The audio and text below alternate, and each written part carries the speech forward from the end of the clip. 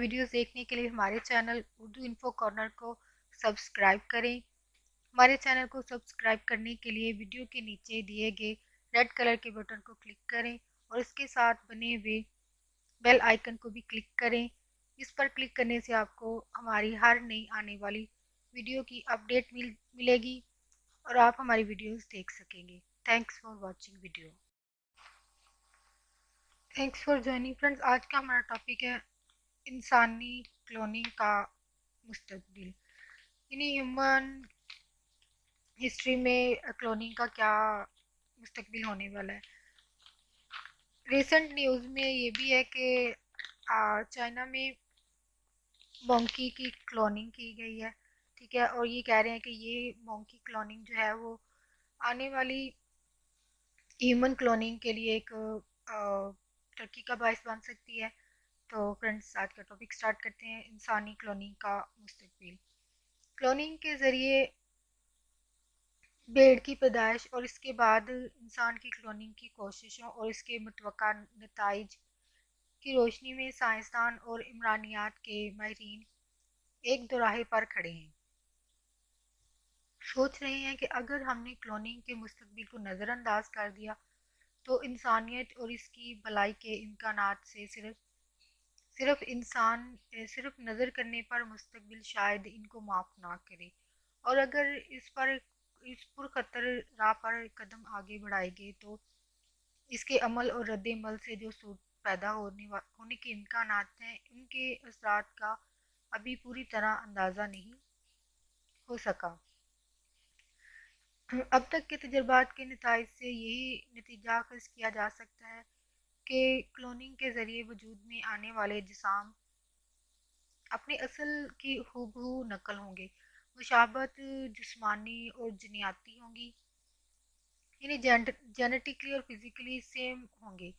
इसके बरक्स कुदरती अमल के नतीजे में वजूद में आने वाले बच्चे माँ और बाप दोनों के जीन की मिलावट की वजह से नई शख्सियत और नई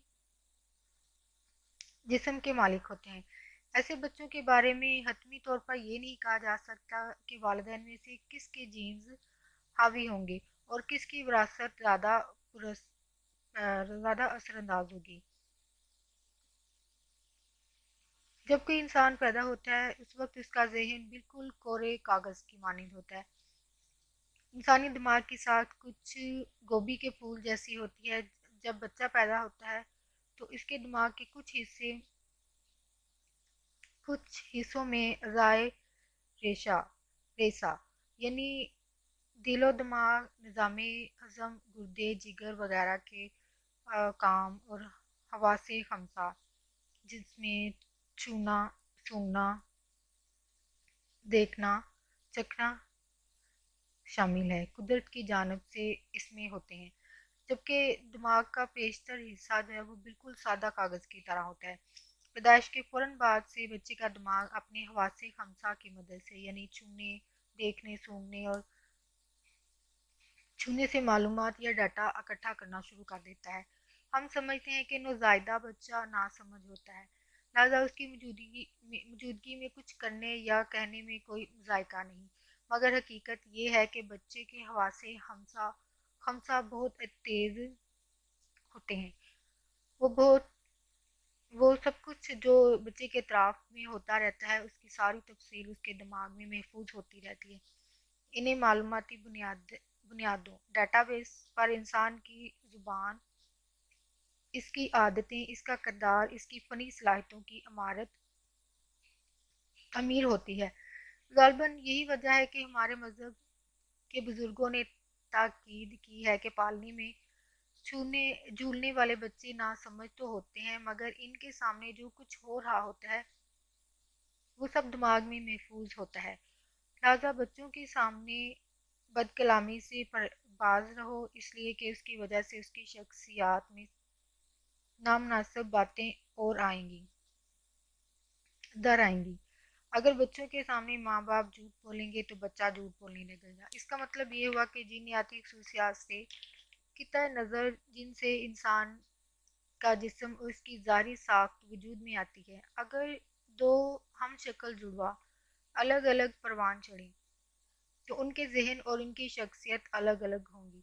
क्लोनिंग के ज़रिए वो बच्चे अगरचे शबाहत जीनियाती जिस्मानी साथ के एतबार से अपनी असल की हूबहू नकल होंगी, मगर ये ज़रूरी नहीं कि दोनों की आदतें एक जैसी हों, सोच एक हो, इल्म दानिश एक हो और अंदाज़ा भी एक जैसा हो। दुनिया में अरबों दरख्त हैं जिनमें हर साल अनगिनत पत्तियां आती हैं, मगर मजाल है कि कोई पत्ती भी किसी दूसरे की 100% नकल हो।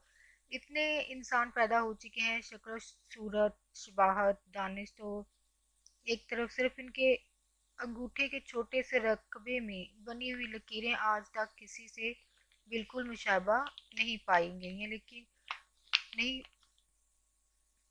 पाई गई यानी डिफरेंट होती है हर इंसान की। कहने का मतलब ये है कि क्लोनिंग के ज़रिए हम जीनियाती जेनेटिक जिस्मानी साख्त और सूरी एतबार से एक जानदार नकल तो बना सकेंगे, मगर शायद कभी मुमकिन ना हो कि तमाम खसूसियात की हामिल कोई नकल तैयार कर सके। इंसान अपने मरे हुए बाप की नकल तो शायद बना लेगा, मगर वो मखलूक उसके बाप की मोहब्बत और जज्बात की हामिल होगी, ये हतमी कुलिया हरगिज नहीं है।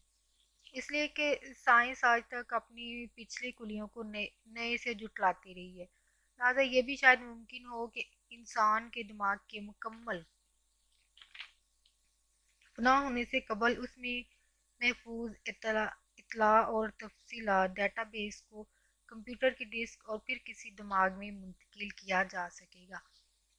फ्रेंड्स, अगर आप इस टॉपिक को मज़ीद समझना चाहते हैं तो आप एक मूवी जिसका नाम आइलैंड है वो देख सकते हैं। आपको इस टॉपिक के उसमें स्टोरी के ज़रिए बताया गया कि ह्यूमन क्लोनिंग क्या है, इसके इंसानी ज़िंदगी में क्या क्या यूजेस हो सकते हैं, आप वो भी देख सकते हैं। और होप आपको ये टॉपिक पसंद आया हो। Thanks for watching video.